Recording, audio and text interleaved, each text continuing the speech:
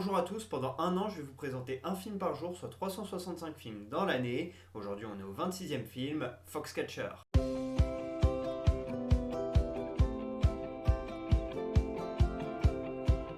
Foxcatcher est un film sorti en 2015 réalisé par Bennett Miller. On suit deux lutteurs américains, les frères Schultz. On a tout d'abord Mark qui est interprété par Channing Tatum et qui lui est le petit frère et qui veut tout simplement devenir un grand lutteur, qui veut gagner des titres.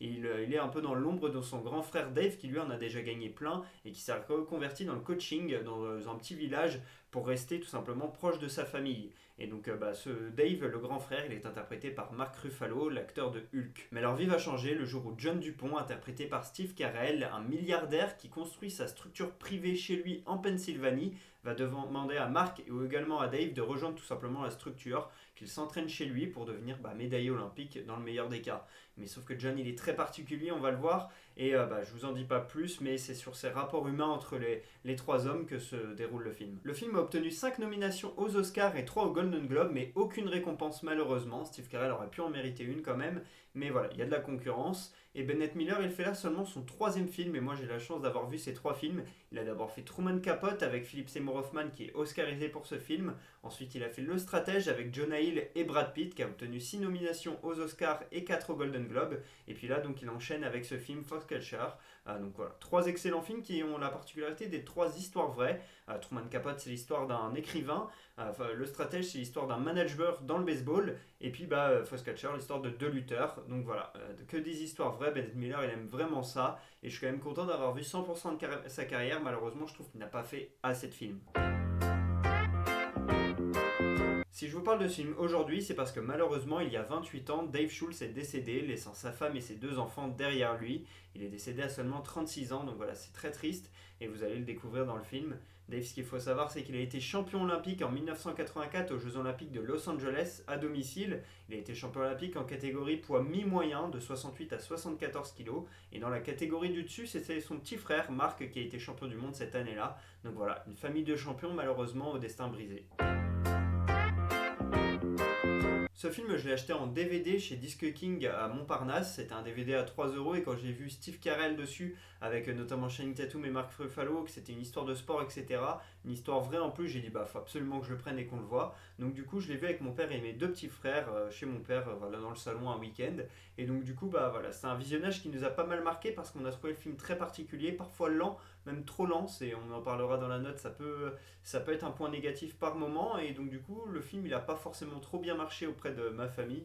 Moi j'ai globalement aimé, mais c'est surtout moi la performance de Steve Carell qui m'a marqué dans ce film. Il est méconnaissable et moi c'est un acteur que j'adore, notamment pour la série The Office qui est pour moi la meilleure sitcom de tous les temps, même devant Friends. Et voilà, j'adore tout simplement cette série. J'ai un display dans ma chambre chez mon père de Michael Scott. J'ai un calendrier de l'avant avec les 24 figurines de The Office. Donc voilà, je suis complètement fan de cette série que j'ai vue 2 fois. Et donc voilà, moi pouvoir le revoir Steve Carell dans des films, c'est toujours un truc que j'ai kiffé. Dans Little Miss Sunshine, il est excellent. Dans 40 ans toujours puceau, dans plein de films, dans Crazy Stupid Love, dans Max la Menace, il y en a plein où il est très très bon. Et là c'est vrai qu'il joue un rôle assez à contre-emploi parce qu'il est d'habitude dans des comédies, et dans Little Miss Sunshine il est vraiment dans une espèce de comédie dramatique, et là dans ce film il joue vraiment dans un drame. Et voilà, il est méconnaissable dans ce film parce qu'il a eu des transformations physiques. Il fait peur, il fait peur dans ce film alors qu'il fait vraiment rire dans The Office notamment. Donc voilà, c'est un rôle à contre-emploi et c'est ça qui m'a vraiment plu dans le film. Je mets un 14 sur 20 à ce film. Le gros point positif, c'est vraiment la performance de Steve Carell. Il est vraiment excellent dans ce film. Malheureusement, je peux pas mettre plus tout simplement parce que je trouve qu'il y a trop de longueur dans ce film. Il est vraiment très lent. Vous allez le voir, c'est parfois difficile de tenir. Moi, j'ai un petit peu perdu patience et un petit peu perdu le fil parfois. Voilà, je pense que c'est le genre de film où il faut pas avoir son téléphone avec soi parce que sinon tu perds complètement le fil. C'est assez compliqué pour moi d'avoir tenu. Et en tout cas, moi, j'ai quand même réussi à rester dans l'histoire. Le gros point positif aussi, c'est la fin qui est vraiment incroyable. Mais voilà, la fin est très réussie, je vous en dis pas plus.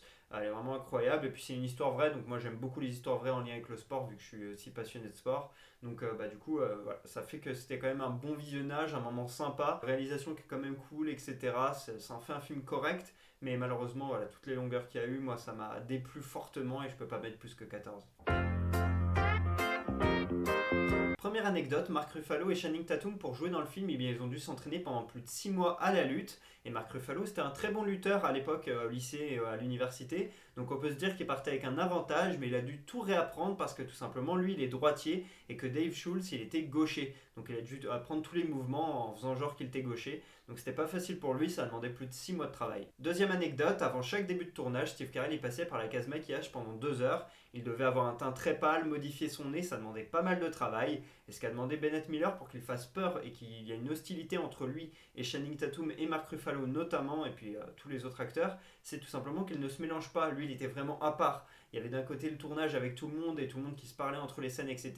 Et il y avait Steve Carell, lui, il était vraiment tout seul dans son coin. Et c'est ce qui fait que quand on le voit à l'écran, il fait toujours très peur et il est toujours très impressionnant. Troisième anecdote, l'équipe du film voulait être le plus fidèle à la réalité. Ils ont donc été demandés à la veuve de Dave Schultz qui s'appelle Nancy de lui prêter ses lunettes notamment pour que Mark Ruffalo puisse les mettre pendant le tournage. Et donc les lunettes qu'a Mark Ruffalo, ce sont les vraies que Dave Schultz avait il y a plus de 30 ans. Donc voilà, ça devait être particulier pour la femme de voir ça après à l'écran. Et puis également ce qu'on peut dire c'est que Mark Schultz, la vraie personne, a joué à un moment donné un tout petit rôle de figurant dans le film. On la voit au moment de la pesée de Mark, mais qui est joué par Channing Tatum.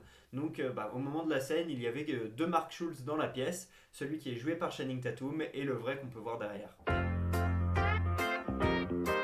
Voilà pour ce 26e épisode d'Un jour un film, j'espère que je vous aurai donné envie de regarder Foxcatcher. Pour ma part, je vous dis à demain pour parler du 27e film de l'année. Et pour que vous sachiez de quel film on va parler, un petit indice, Cracovie. Dites-moi en commentaire sur quel film on va parler. À demain.